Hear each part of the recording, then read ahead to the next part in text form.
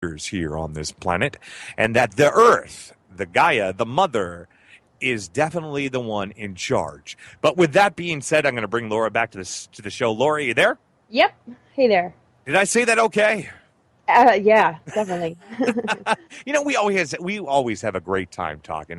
Because we both are pretty much, we think so much alike. We do. We really do. and it's so wonderful that you're out there in the field getting this stuff done. And talking about the Anunnaki, you even went to Adam's calendar, correct? Yes, with Michael Tellinger back in 2011. It was amazing. Can you tell my listening audience a little bit about the history of Adam's calendar and the Anunnaki? Yeah, well, the Anunnaki, it's an interesting history. I mean, there's many factions. Some might always think that they're all negative, but that's not really the case. The Luciferian Anunnaki is one faction. And what's interesting is when you have that Luciferian Anunnaki, you also have the opposite of it, which is like the Yahweh type energy. And so you've got your law and order, and then you've got sort of your rebellion. And the two are like two sides of a coin, but they have, it's like the Enki and Enlil thing. That's exactly what it is. The Enki would be the more Luciferian, the Enlil, connected more to the Jehovah Yahweh. And then there was infiltration and all sorts of things, based on Eden and the reseeding of the human civilizations. Basically, it ended up in the dark hands and the dark factions of the Anunnaki that began to control long-term human evolution through elite groups, systems, and institutions. And basically, they are manipulating human consciousness. They have put frequency fences in our DNA. And even though even benevolent races agreed that we need to go through, a longer cycle in order to awaken and upgrade our DNA again after the major fall from the dimensions 4, 5, and 6 of the higher Earth energies of Lemuria, the original Lemurian Atlantis. Yes. They took advantage of this. The Anunnaki took advantage of this because we are vulnerable. Let's stop right there and let's talk, because a lot of we have some new listeners here, and K Beach is kind of a different outlet for 32 Degrees of Insanity, and a lot of the student body that's listening to us tonight might not know what Lemuria and Atlantis. Well, I'm sure they might know what Atlantis is, but Lemuria, which I believe very connected to the Lemurians. Lemuria was kind of the artsy fartsy type of Atlantis. Was it not? Yeah, you can almost look at it like Lemuria and Atlantis are the right and left brain. And as the patriarchal forces got stronger on the Atlantean side, it sort of split the right and left brain. If we want to sort of relate it to ourselves, the two should be functioning together, similar to the masculine and feminine. There is a higher Lemuria and Atlantis. And then in this particular Earth creation, the Atlantean and Lemurian races were root races. And these root races are not the only root races. There's 7 root races, and that's different than the original template we had as much more upgraded beings in these higher realms. And so the Anunnaki came to this second creation that ended up being the result of the higher dimensions kind of collapsing and falling because of some of these galactic wars, and the free will energy of the universe basically sort of leads to some of these scenarios of being in competition with Source, I guess you could say, in just our own natural, organic process of learning to relate to one another. And so when the Anunnaki, showed up, basically Nibiru supposedly is a chunk of Maldek, which is now an exploded planet, which makes up our asteroid belts. Nibiru is a chunk of that, and that's where the negative faction of the Anunnaki supposedly occupy. Right. And they are really one of the controller groups, not the only controller group we're dealing with. And I know it's like really difficult when you hear about this for the first time. It's like, wait a second, Yeah. I mean, we learned about dinosaurs, though, in elementary school, and that's pretty wild. So we got to figure, this isn't that far-fetched. We just have to accept that we just were never taught. Right, and that's we all know that I'm a big researcher in Nibiru and Planet X and all of this, and they understand. And Alfred and I came out with the Zachariah Sitchin, the hoax and the psychological operation of Zachariah Sitchin and his works with the Pentagon and the CIA and all of that. But yet the Sumerian story of Nibiru is definitely for real. And we don't know. We're still. I'm kind of an advocate of thinking that Nibiru might have been destroyed on 2012 through frequency vibration. However, there is some evidence to say that this particular Planet X is still out there. Do you agree with that?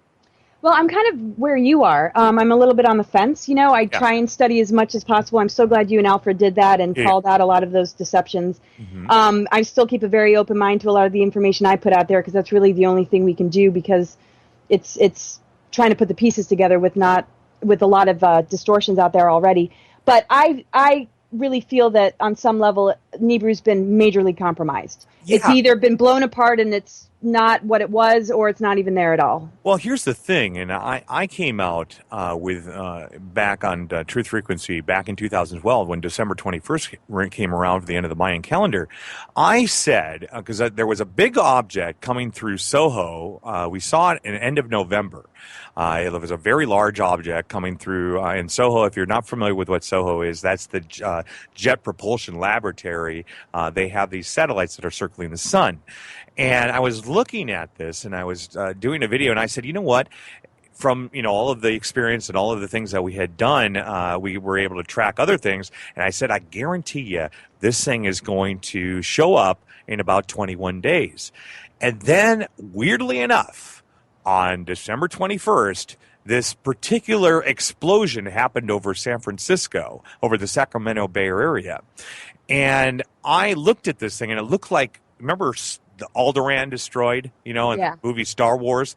I was like, oh my God, did we just get video footage of the dimensional shift in this timeline? Wow. That was Nibiru that we saw, because everyone's, it's a weather balloon or da-da-da. No, this thing looked like a planet destroyed. And this made me think of the collective unconsciousness, even how powerful that is. And we think we're so, us as human beings, we think that, okay, we are the benevolent race, da-da-da-da. But we have to think outside the box that we are just part of the grander scheme of things. And if everything is a collective unconsciousness and we have more good than evil, it makes perfect sense that we saw a dimensional shift and boom, Nibiru was compromised. Nice.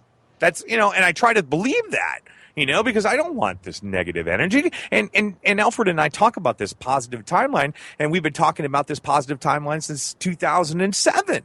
Yeah. And they try their hardest. They try their hardest to do whatever they do, but they're not successful. Yeah, they're not, because that timeline exists within us. You can't take that away because it's ingrained in us to manifest this. This is why the power of our thoughts and our actions, our words, and the way we conduct ourselves is so crucial. Because we have to figure, if there's mind control targeting, they want to take that part of ourselves and steer it in a different direction. If we reclaim that part of ourselves and we are allowed to just think again for ourselves, we actually can manifest what's within us instead of what's being thrown at us, all the propaganda, right, all the programmings, all the conditionings, and all the fear stuff. Yeah, this fear mongering. It's fear porn.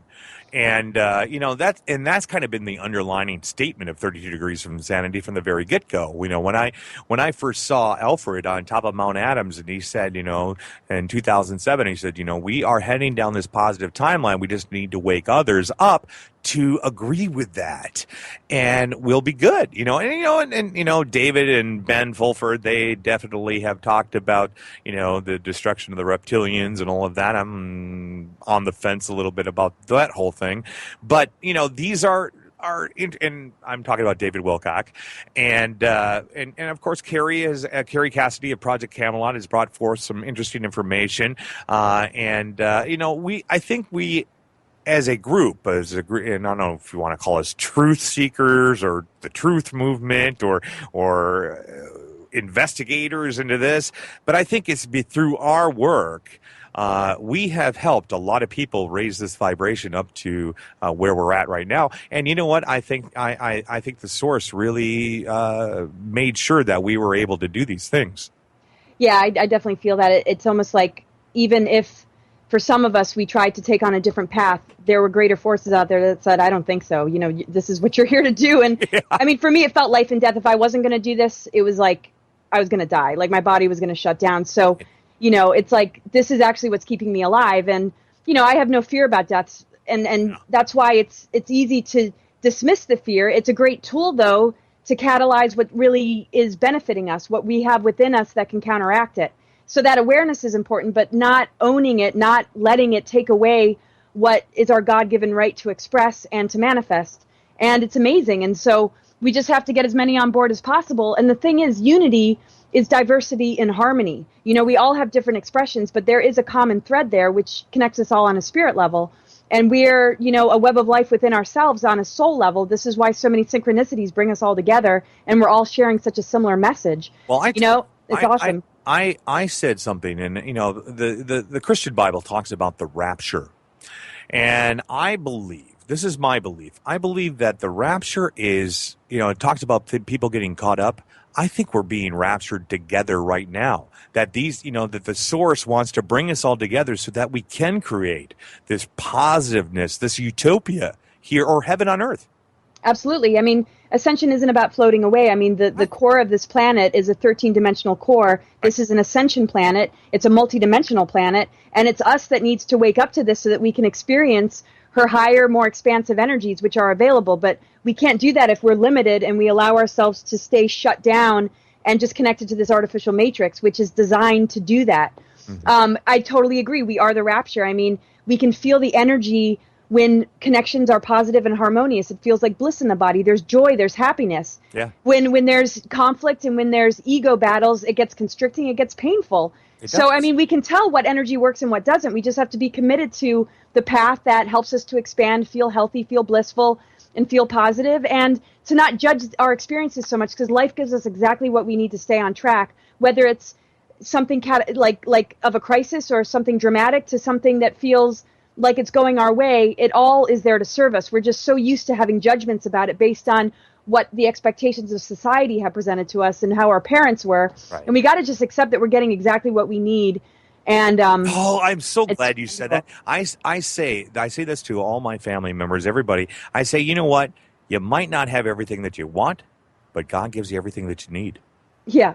And all the experiences that we need. I mean, adversity is one of the greatest blessings. If a person can find the wisdom and can find the breakthroughs and can find, you know, the transformation that's available, you know, and that's why it happens. But we're so taught to give our power away and run to somebody else. And sometimes we do need to, but as long as we can check back with the self, we can be a huge part of our healing process. Oh, you know, and that's what we need to do. And even the young generation now, and you know, now I have, you know, as a radio personality here at K Beach, as a representative of California State University Long Beach.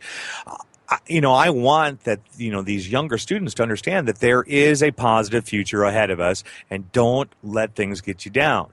You know, keep trucking away. We're going to get there. It might not happen tomorrow. It might not happen next week, but we have come so far over the last 10 years. It's been amazing. I mean, this is just, I mean, it's a completely like drastic shift from what I remember, you know, 10 years before that. The energy is completely different. It's just, there's so many more like-minded people to connect with. There's real conversations happening now. It's not just the facade and just people playing out the programmings. I mean, so much has been busted through. People who are feeling alone, guess what? You're not alone anymore. I mean, it's just, the internet's been an amazing gift, and it's like a launching pad. As long as we don't get sucked into being dumbed down by technology, and we can use it as a launching pad to tap into our higher abilities, you know, we are really unifying as a human race. Well, the way I look at it, I mean, look, you know, you and I met via the internet. You know, Alfred and I met via the internet. You know, these things wouldn't have happened if we didn't have this beautiful thing that we call the internet. Yeah, I don't think I'd have any friends. I don't know. Yeah, I know.